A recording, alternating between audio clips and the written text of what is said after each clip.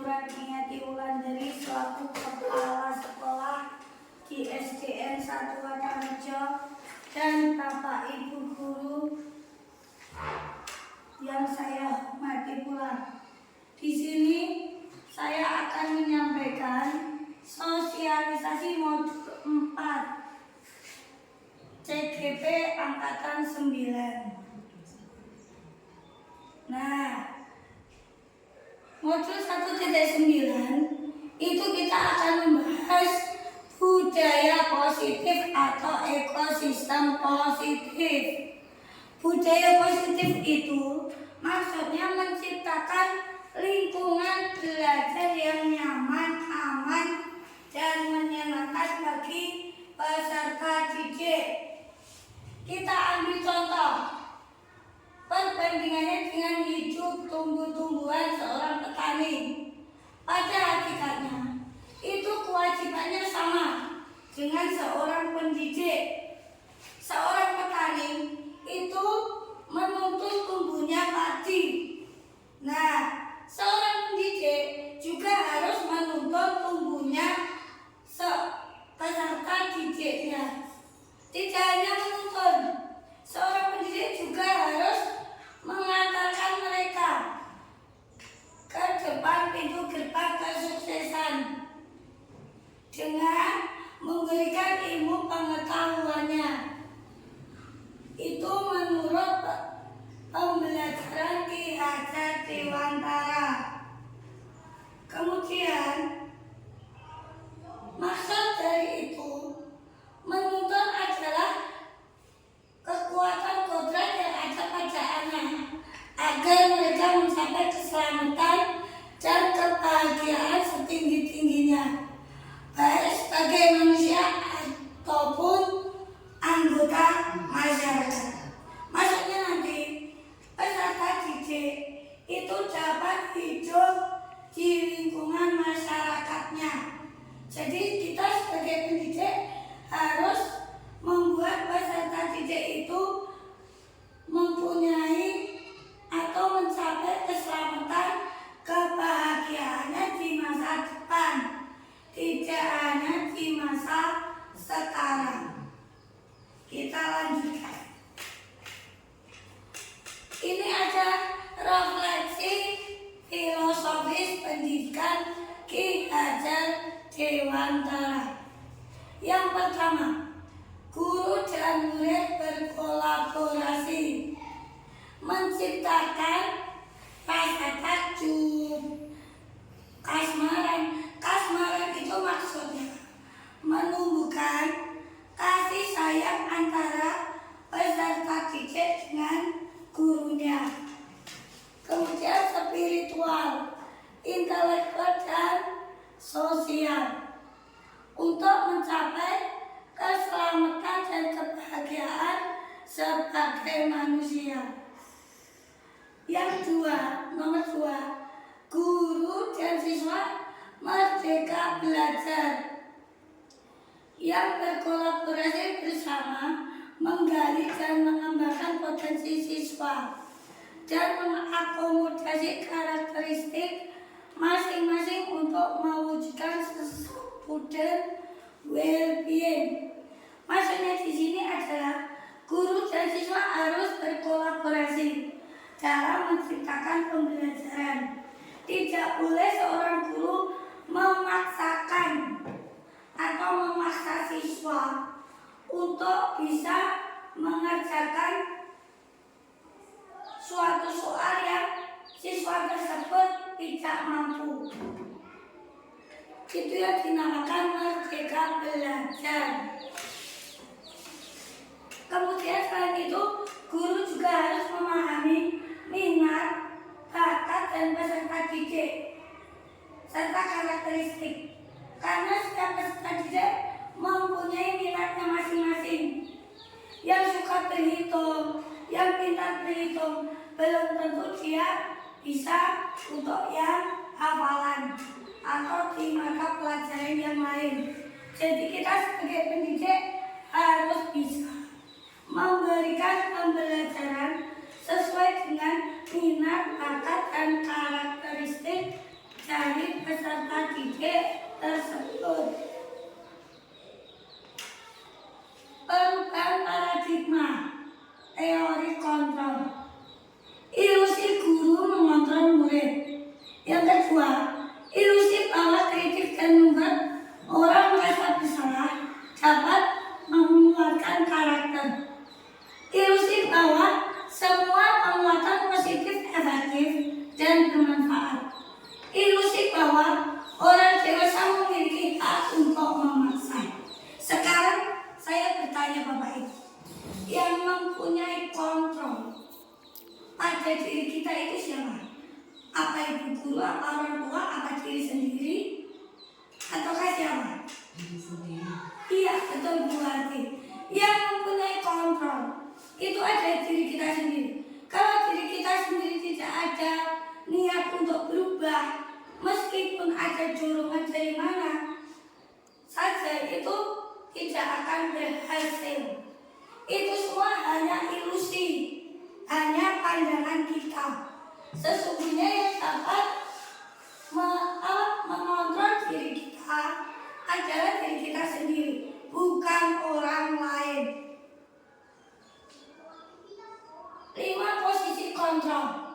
Nah, di sini adalah materi yang sangat menyenangkan. Yang pertama, penghukum. Penghukum di sini pendidik berkata kasar atau bahkan bisa melakukan pemukulan terhadap peserta didik yang bersalah. Itu kalau di posisi penghukum.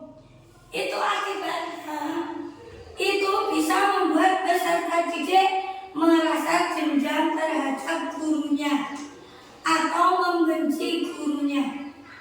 Yang kedua, membuat orang bersalah. Di sini maksudnya, jika ada murid yang merasa bersalah, kita mengatakan seperti ini. Apa kamu tidak kasihan sama ibu guru? Karena sudah ditegur kepala sekolah. Nah, itu dapat menjadikan peserta didik kita menjadi minder atau tidak percaya diri dan diselimuti rasa bersalah yang berkepanjangan. Itu akan berpengaruh kepada psikis dari peserta didik. Yang ketiga, sebagai teman. Sebagai teman maksudnya, jika ada peserta didik yang berbuat salah, kita hanya menegurnya sewajarnya, kemudian melupakannya begitu saja. Itu kalau kita sebagai teman. Sebagai pemantau. Sebagai pemantau di sini, maksudnya guru tidak melakukan apa-apa, hanya menjelaskan kalau kamu salah ini, hukumannya ini. Kemudian guru hanya mencatatnya tanpa melakukan pendekatan terhadap peserta didik. Nah, yang terakhir adalah sebagai manajer. Kita seorang pendidik harus bisa menjadi posisi kontrol seorang manajer, di mana jika ada peserta didik yang melakukan kesalahan, kita harus mencari tahu akar permasalahannya itu apa. Kemudian membuat peserta didik itu bisa mencari solusinya sendiri atas masalahnya sendiri. Kita sebagai guru hanya mendorong. Nah, yang baik untuk seorang pendidik adalah yang posisi kontrol sebagai manajer. Kalau Pak Sri, posisi kontrolnya sekarang sebagai apa? Kalau melihat ada muridnya yang melakukan kesalahannya, apa sebagai penghukum, pembuat orang bersalah, teman, pemantau, atau manajer? Sebelum ada sosialisasi ini, Pak Sri itu termasuk posisi kontrol yang mana?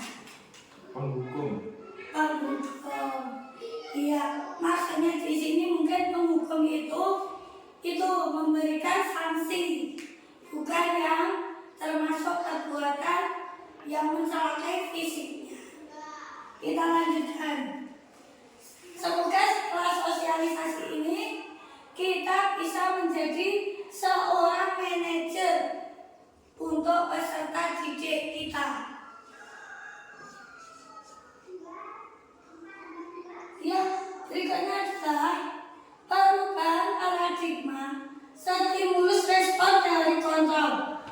Bisakah kita mengontrol seseorang? Nah, kita belajar bersama. Stimulus respon. Kita mencoba mengubah orang agar berpandangan sama dengan kita. Bisa atau tidak? Bisa atau tidak, Bapak Ibu? Tidak bisa. Tidak bisa. Yang kedua, perilaku buruk dilihat sebagai suatu kesalahan. Yang ketiga, orang lain bisa mengontrol saya. Yang keempat, pemaksaan ada pada saat rujukan gagal.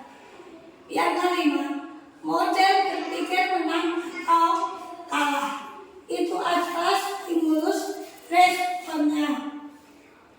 Untuk teori kontrolnya, yang pertama kita berusaha memahami pandangan orang lain tentang dunia. Jadi kita harus melihat orang lain itu dari berbagai sudut pandangnya. Jangan hanya menilai atau menganggap seseorang itu hanya dari satu sudut pandang. Yang kedua, semua perilaku memiliki tujuan. Entah itu perilaku baik atau buruk, pasti mempunyai tujuan. Yang ketiga, hanya Anda yang bisa mengontrol diri Anda.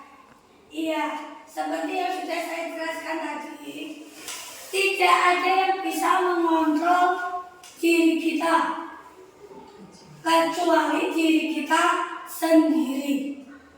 Berikutnya, Anda tidak bisa mengontrol orang lain. Meskipun Anda itu seorang pemimpin, tapi Anda tidak bisa mengontrol sepenuhnya pada diri orang lain. Anda hanya bisa mendorong atau memberikan motivasi perubahan. Yang berikutnya, kolaborasi dan konsensus menciptakan pilihan-pilihan baru. Anda bisa melakukan diskusi, berkolaborasi untuk membuat pilihan-pilihan baru akan tindakan yang lebih baik lagi dari sebelumnya. Yang selanjutnya, model berpikir menang-menang. Dalam hidup itu tidak ada yang namanya menang kalah. Kita harus berpikir kita selalu menang agar kita bisa termotivasi untuk maju ke depan, agar rasa minder yang ada dalam diri kita bisa hilang. Kita harus bisa. Itulah percobanya. Berikutnya, apakah makna disiplin? Disiplin berasal dari bahasa Latin yang artinya adalah belajar.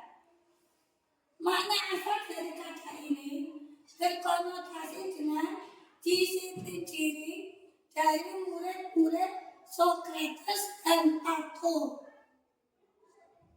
Disiplin diri membuat orang menggali potensinya menuju sebuah tujuan apa yang dia hargai. Namun dalam budaya kita, makna kata disiplin telah berubah menjadi sesuatu yang dilakukan seseorang pada orang lain untuk mendapatkan kepakuan. Kecenderungan umum adalah menghubungkan kata disiplin dengan ketidaknyamanan, bukan dengan apa yang kita hargai atau pencapaian suatu tujuan mulia. Nah, mungkin kita menerapkan disiplin pada anak-anak itu adalah menurut versi kita sendiri. Jadi itu nanti dapat membuat anak-anak menjadi tidak nyaman. Itu adalah makna konotasi dari disiplin. Kalau makna bahasa Latinnya itu belajar. Maksudnya misalkan datang ke sekolah tepat waktu. Itu artinya peserta didik kita itu baru belajar menerapkan datang ke sekolah tepat waktu.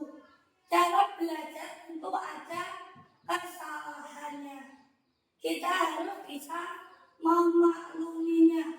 Tidak boleh langsung menghukum atau menghardik dengan kata-kata yang kasar kepada peserta didik.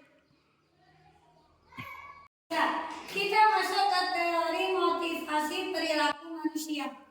Yang pertama, motivasi eksternal. Itu adalah motivasi yang berasal dari luar. Contohnya, yang pertama untuk menghindari ketidaknyamanan atau hukuman. Apa yang akan terjadi apabila saya tidak melakukannya? Yang kedua, untuk mendapatkan imbalan dari orang lain. Apa yang akan saya dapatkan apabila saya melakukannya? Yang pertama dulu, ketidaknyamanan atau hukuman. Contohnya jika ada murid yang menyontek di kelas. Nah, hukumannya sudah ditentukan. Kemudian, murid tersebut berpikir, apa yang akan terjadi apabila saya tidak melakukannya? Nah, maksudnya di sini adalah tidak melakukan pelanggaran atau tidak melakukan pelanggaran disiplin. Kemudian yang kedua, apa yang akan saya dapatkan apabila saya melakukannya? Di sini adalah berupa penghargaan.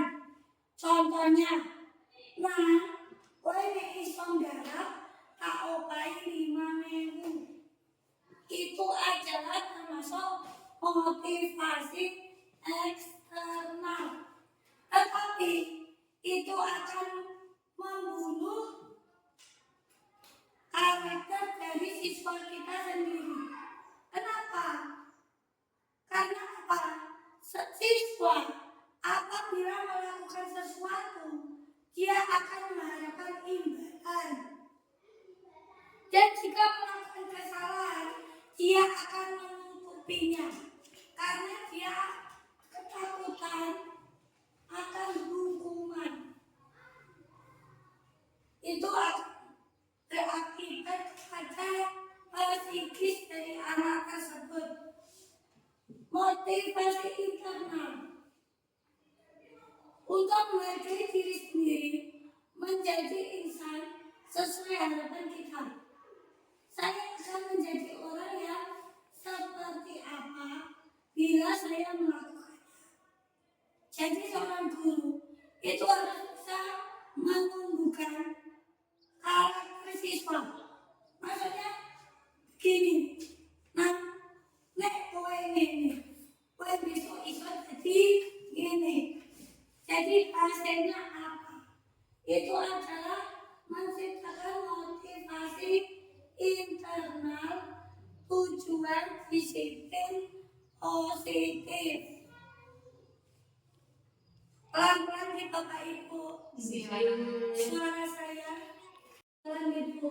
Ngapun dan suara saya lebih ada masalah nih. Ya Mbak, tidak apa-apa. Ya, kita merujuk ke merdeka. Apa kau Ibu merdeka itu? Merdeka itu tidak hanya terlepas dari perintah, akan tetapi juga cakap buat memerintah diri sendiri. Maksudnya apa Ibu? Kalau kita bisa memerintahkan atau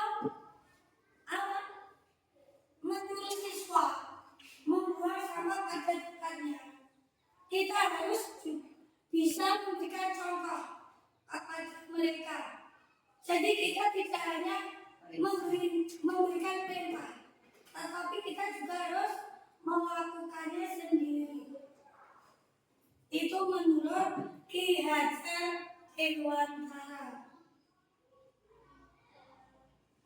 Nah, itu aja lingkaran budaya positif. Yang pertama, peraturan kelas. Peraturan kelas itu adalah yang ada di dalam kelas. Kemudian keyakinan kelas. Bedanya peraturan sama keyakinan kelas itu apa? Ada yang tahu? Peraturan kelas itu dibuat oleh gurunya sendiri tanpa melibatkan peserta didik. Jadi peserta didik suka apa tidak harus mematuhinya. Kalau keyakinan kelas, kita membuatnya bersama-sama. Jadi apa yang diinginkan peserta didik itu bisa dikolaborasikan dengan keinginan bapak ibu guru. Jadi membuat peserta didik itu merasa nyaman saat di sekolah. Berkembang lagi ke lingkungan positif. Jika di dalam kelas sudah merasa nyaman, maka secara otomatis di lingkungan sekolah pun peserta didik dapat merasakan kenyamanannya karena sudah terbentuk lingkungan positif. Kalau lingkungan positif sudah terbentuk, otomatis budaya positif itu akan terbentuk. Jadi di sekolah tidak ada lagi yang namanya memaksa atau menghukum peserta didik. Nah, keyakinan kelas, hukuman, dan penghargaan. Ini ada pertanyaan. Mengapa tidak peraturan saja? Mengapa harus keyakinan kelas? Mengapa kita memiliki peraturan harus menggunakan helm bila mengendarai kendaraan roda 2? Mengapa kita memiliki peraturan 3M? Menggunakan masker, mencuci tangan, menjaga jarak 1 meter. Mengapa kita memiliki peraturan harus datang tepat waktu pada saat mengikuti latihan? Nah, di dalam peraturan itu mengandung nilai-nilai positif. Contohnya, mengapa kita harus memakai helm? Nilai positifnya apa? Keamanan. Kenapa bisa keamanan? Kalau kita terjadi kecelakaan, kita bisa terlindungi dengan memakai helm kepala kita dari gemburan aspal. Pasti sudah pernah merasakan aspal pasti. Sudah pernah merasakan kerasnya aspal? Sudah. Belum. Oh. Nah, kita lanjut. Mengapa kita memiliki peraturan 3M? Itu adalah nilai positifnya adalah kesehatan. Mengapa kita memiliki peraturan harus datang tepat waktu? Agar kita apa? Disiplin. Jadi itu ada nilai-nilainya di setiap keyakinan untuk lebih menggerakkan seseorang dibandingkan mengikuti serangkaian peraturan. Nah, ini adalah perbedaan peraturan dan keyakinan. Peraturannya selalu kembalikan buku ke tempatnya. Maka nilai kebajikannya adalah tanggung jawab. Yang kedua, dilarang mengganggu orang lain. Nilai kebajikan yang dituju itu adalah menghormati orang lain. Hadir di sekolah 15 menit sebelum pembelajaran dimulai. Nilai kebajikan yang dituju menghormati orang lain. Dilarang melakukan kekerasan. Itu nilainya adalah keselamatan. Dilarang menggunakan narkoba. Itu kesehatan. Bergantian atau menunggu giliran. Itu menghormati. Gunakan masker. Itu kesehatan atau keselamatan. Jangan berlari di kelas. Itu keselamatan. Sekarang, kalau jangan membuli temanmu di kelas, itu termasuk apa Bapak Ibu? Nilai kebajikannya apa? Jangan membuli temanmu di kelas. Kira-kira nilai kebajikannya termasuk yang apa? Jangan membuli temanmu di kelas. Saling menyayangi. Saling menyayangi bisa. Keselamatan. Menghormati. Saling menghormati. Kalau keselamatan mungkin itu lebih ke keselamatan, kesehatan psikisnya. Kita lanjutkan. Nah, manakah tindakan guru yang termasuk hukuman dan konsekuensi? Sebelumnya saya jelaskan terlebih dahulu. Hukuman adalah sesuatu yang diberikan kepada murid, tetapi tidak sesuai dengan kesalahannya. Itu hukuman. Kalau konsekuensi itu adalah sesuai apapun yang diberikan guru, itu sesuai dengan kesalahan murid. Contohnya, mencatat 100 kali di dalam buku dengan kalimat saya tidak akan terlambat lagi karena terlambat ke sekolah. Apa itu sesuai Bapak Ibu guru? Itu adalah tidak sesuai. Itu termasuk hukuman. Yang kedua, lari mengelilingi lapangan basket 2 kali karena terlambat hadir di sekolah.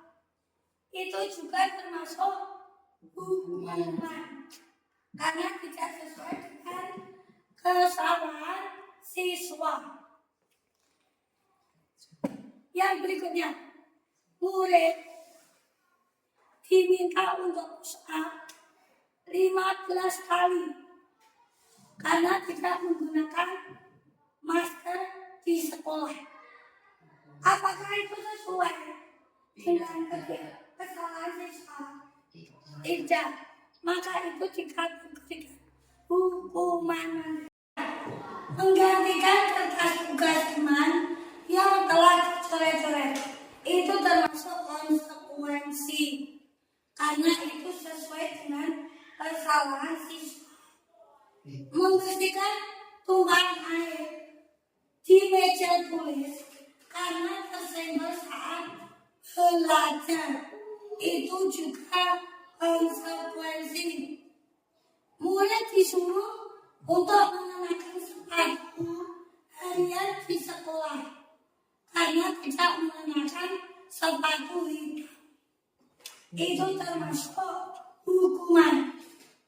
Yang terakhir, lari mengelilingi lapangan basket 2 kali karena terlambat 10 menit untuk pelajaran EJOK. Itu termasuk konsekuensi. Inilah perbedaan hukuman dan sanksi. Bisa dilihat Bapak Ibu. Hukuman sesuatu yang menyakitkan dan harus terjadi. Konsekuensi sesuatu harus terjadi. Hukuman membuat anak sakit, tetapi kalau konsekuensi membuat anak merasa tidak nyaman dalam jangka waktu pendek. Hukuman akan memberi kedisiplinan. Selain itu, hukuman adalah merupakan sebuah paksaan. Bisa mendorong anak menyakiti diri sendiri. Kemudian menciptakan konsep diri yang buruk.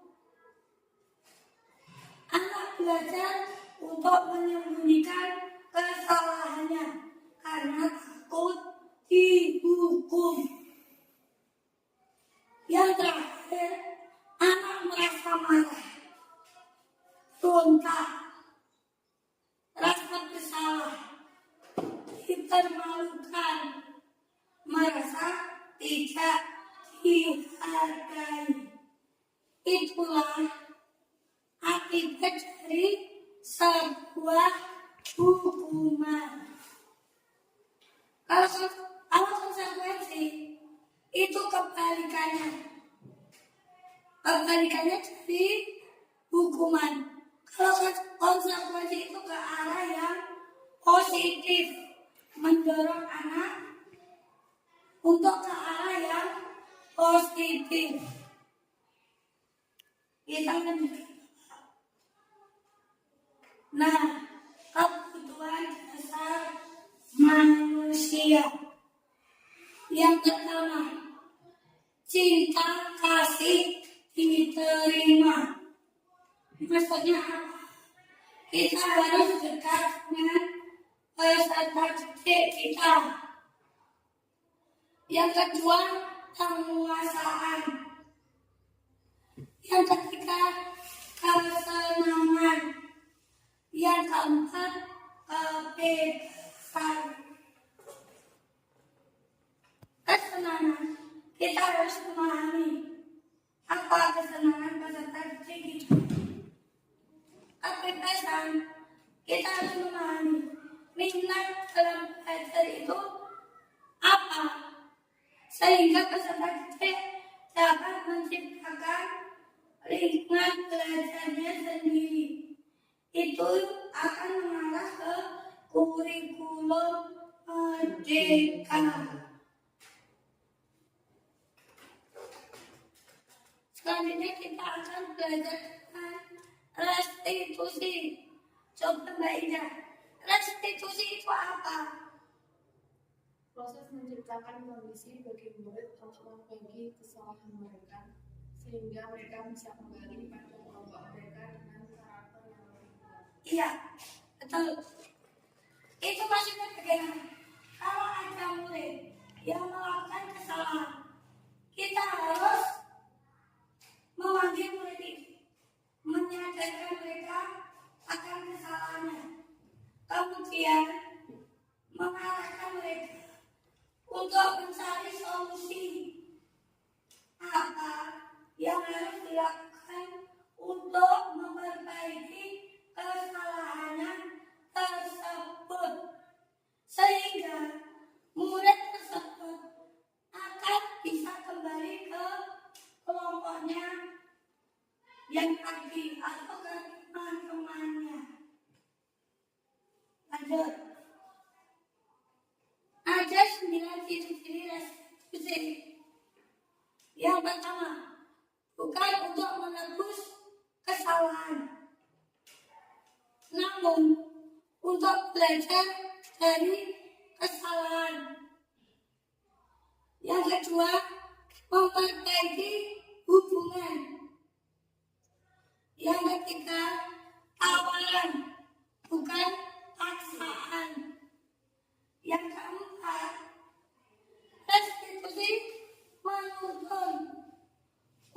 melihat ajaran diri. Yang kelima apa Mbak Indah? Restitusi mencari kebutuhan dasar yang mendasari tindakan. ya. Dan restitusi diri adalah cara yang paling baik. Restitusi fokus pada karakter, bukan tindakan. Restitusi fokus pada solusi, bukan hukuman. Restitusi mengembalikan murid yang berbuat salah pada kelompoknya. Kelompok di sini yang dimaksudkan adalah teman-temannya sendiri. Ini adalah segitiga restitusi. Kita dalam memecahkan masalah menggunakan segitiga restitusi itu ada 3 tahapan. 1. Menstabilkan identitas. Dengan cara kita bertanya kepada peserta didik. Apa Mbak Indah? Bertanya apa? Yang orang pasti pernah melakukan kesalahan. Iya. Yang kedua juga bisa bertanya, kamu bukan satu-satunya yang pernah melakukan ini. Yang kedua, paling menanyakan keyakinan. Menanyakan keyakinan itu bisa seperti contohnya, apa Bu arti keyakinan apa tidak? Nilai-nilai apa yang telah kita sepakati? Iya. Yang kedua, Nilai-nilai apa yang telah kita sepakati? iya. Yang kedua, kamu ingin menjadi orang yang seperti apa? Itu adalah contoh pertanyaan pada murid kita. Yang ketiga, validasi tindakan yang salah.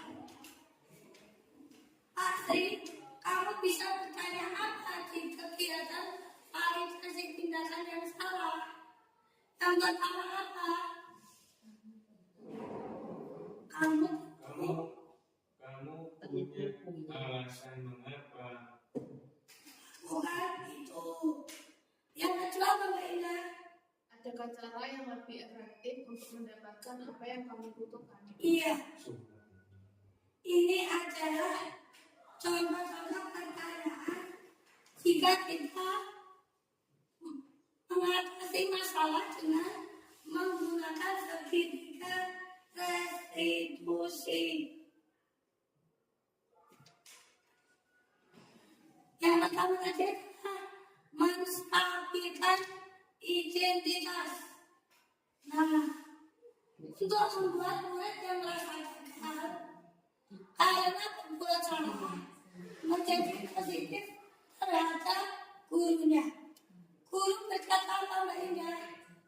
Berbuat salah itu hal yang manusiawi. Tidak ada manusia yang sempurna. Bapak atau ibu juga salah. Kita pasti bisa menyelesaikan permasalahan ini. Ya, Bapak Ibu tidak tertarik untuk mencari tahu siapa yang benar, siapa yang salah. Tetapi Bapak Ibu lebih tertarik untuk menyelesaikan masalah. Kalau kamu menyalahkan dirimu sendiri terus-menerus, apakah kamu bersikap baik pada dirimu sendiri? Tentunya tidak. Nantinya akan menyakiti diri sendiri. Ini adalah validasi tindakan yang salah. Membantu murid untuk apa itu Mbak Indah? Membantu murid mengenali basic need atau kebutuhan yang ingin dipenuhinya ketika melakukan kesalahan itu. Iya, pada dasarnya setiap tindakan manusia tujuannya adalah memenuhi kebutuhan dasar. Kebutuhan dasar manusia apa saja? Adalah penguasaan, kebebasan, rasa diterima, kesenangan, bertahan hidup. Maka guru bisa berkata, bagaimana Mbak Indah? Kamu bisa saja kan melakukan hal yang lebih buruk, tapi kamu tidak melakukannya kan? Selain itu juga bisa berkata, kamu pasti punya alasan mengapa melakukannya. Apa yang penting bagi kamu? Dan kamu boleh tetap berusaha menjaga sikap itu, tapi tambahkan sikap yang lain, yang baru. Maukah kamu belajar cara lain untuk mendapat yang kamu butuhkan tanpa harus memukul? Yang terakhir apa Mbak Indah? Apakah kamu bisa melakukan dengan lebih baik besok lagi? Iya, itu adalah contoh tindakan validasi tindakan yang salah. Masuk ke segitiga restitusi yang ketiga, menanyakan keyakinan. Murid melihat kesalahannya, kemudian dihubungkan dengan nilai-nilai kebajikan yang diyakininya, mendasari manusia berinteraksi dengan orang lain. Maka guru dapat berkata, apa saja Mbak Indah yang dapat dikatakan seorang guru? Apa nilai yang kita percaya di kelas atau di sekolah kita? Iya, yang kedua, Nilai-nilai kebajikan atau keyakinan apa yang telah kita sepakati? Kelas yang ideal itu seperti apa sih? yang ketiga, Kamu ingin jadi anak seperti apa? yang keempat, Apa yang kamu rasakan ketika kamu melakukan itu? Kamu menjadi orang yang seperti apa? itu adalah tujuan menyelesaikan masalah dengan menggunakan segitiga restitusi. Terima kasih. Sekian Bapak Ibu Guru yang dapat saya sampaikan. Tetapi saya mengakhiri pertemuan atau sosialisasi pagi hari ini. Mungkin ada Bapak Ibu Guru yang ingin bertanya, saya persilahkan. Ya, terima kasih Bu Asih. Sini saya akan sedikit bertanya.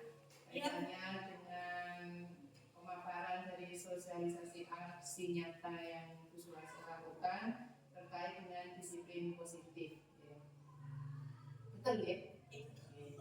Nah, selaku pendidik, seorang pendidik atau guru di kelas, bagaimana Bu Asih untuk dapat menumbuhkan disiplin positif khususnya bagi peserta didik Bu Sulasi. Iya Bu, terima kasih atas pertanyaannya Bu Mianti.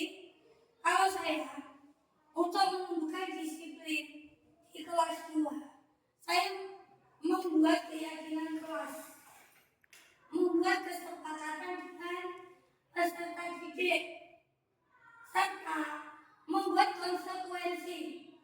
Contohnya, misalkan di dalam kelas belajar dengan tenang. Nah, kita berdiskusi.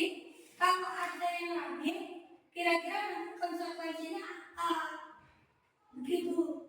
Kalau saya menerapkan di kelas 2, akan tetapi meskipun muridnya hanya 3, saya terkadang masih kesulitan. Karena yang satu itu muridnya sangat aktif. Yang kedua itu pendiam tapi cengeng. Yang ketiga aktif tapi apa ya? kita itu hanya senyum-senyum, tidak mempunyai rasa cengeng atau apa. Nah, dengan membuat keyakinan keras yang saya diskusikan secara bersama, itu jadi saya bisa memahami apa toh keinginan murid saya saat di kelas. Kalau sudah diyakini bersama, maka secara otomatis murid tersebut akan mematuhinya. Jadi tidak ada paksa. Gitu Bu. Oke, terima kasih atas jawaban dari Bu Asih. Sudah cukup bagus sebagai seorang pendidik yang langkah pertama mungkin untuk menerapkan disiplin positif di kelas, yaitu dengan membuat keyakinan kelas yang tentunya dengan melibatkan para peserta didik. Mungkin ada lagi dari Mbak Indah, Bu Wati, atau Pak Sri.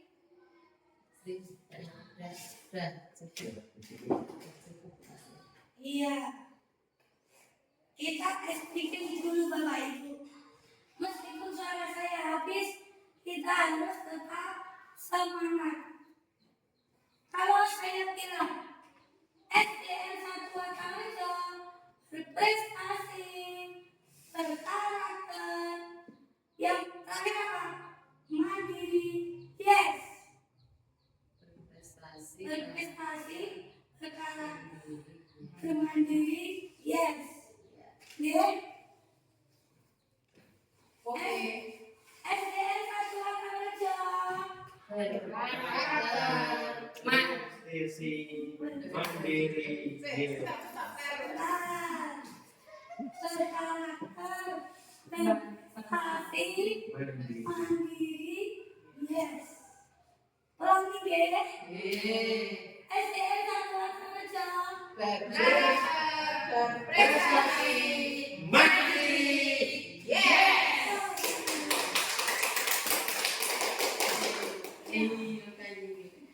Terima kasih karena sudah meluangkan waktunya untuk saya melakukan sosialisasi pagi ini. Kalau ada kurang dan salah, saya meminta maaf. Sekian kata, Assalamualaikum warahmatullahi wabarakatuh. Waalaikumsalam warahmatullahi wabarakatuh.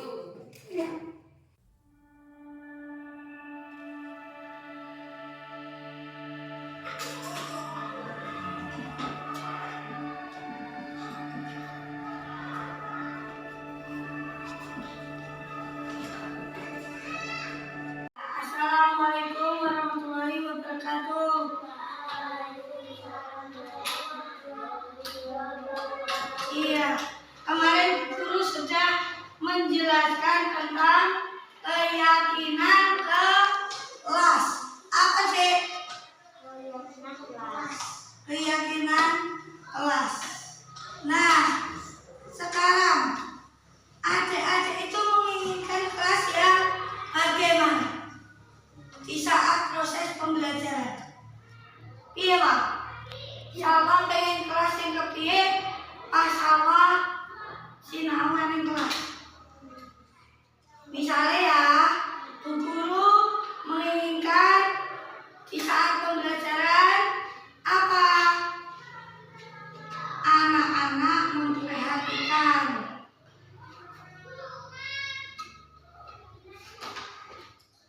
Apalagi kalau sekolah ingin keyakinan kelas yang bagaimana? Bagaimana Zra? Tidak boleh gojek. Berarti kalau tidak boleh gojek itu harus apa? Selain diam apa sayang? Apa? Bersikap sopan di dalam ditulis Indra nomor 2 ya sayang. Tidak apa-apa.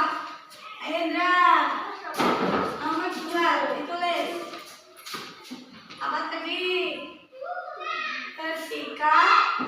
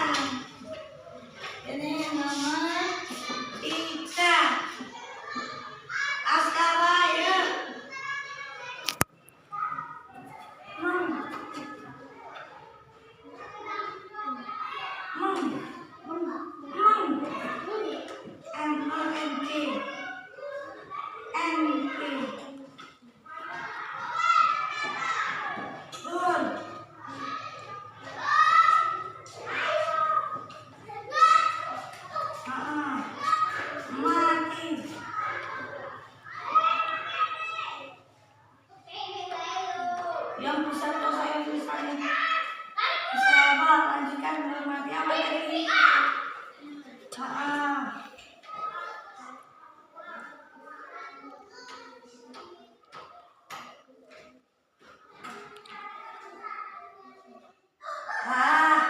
Apa lagi?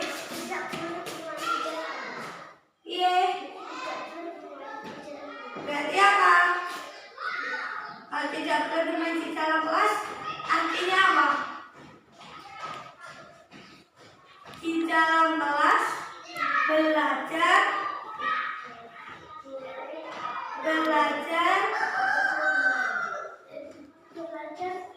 dengan di dalam kelas belajar dengan tertib. Ayo, maksudnya apa? Kalau bermain hanya pada waktu jam istirahat. Ayo, belajar dengan apa, Pak? Tertib. Baik.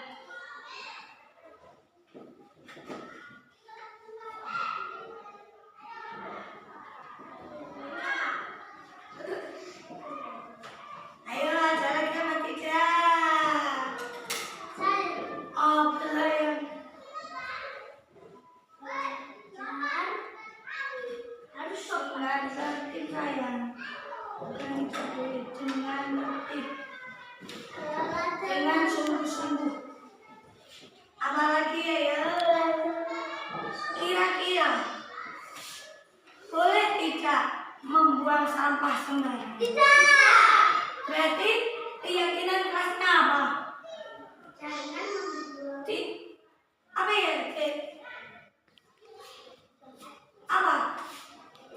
Jangan pakai kata jangan. Tapi apa? Membuang sampah pada tempatnya. Selain itu apa lagi? Ayo, keyakinan kelas.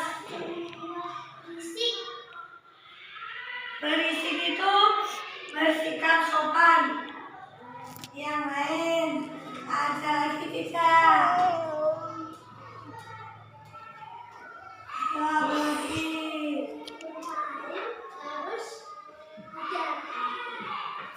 Masa belajar bermain? Apa? Apa? Sudah.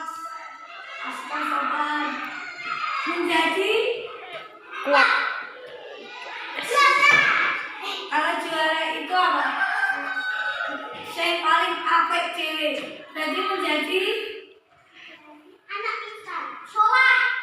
menjadi yang terbaik.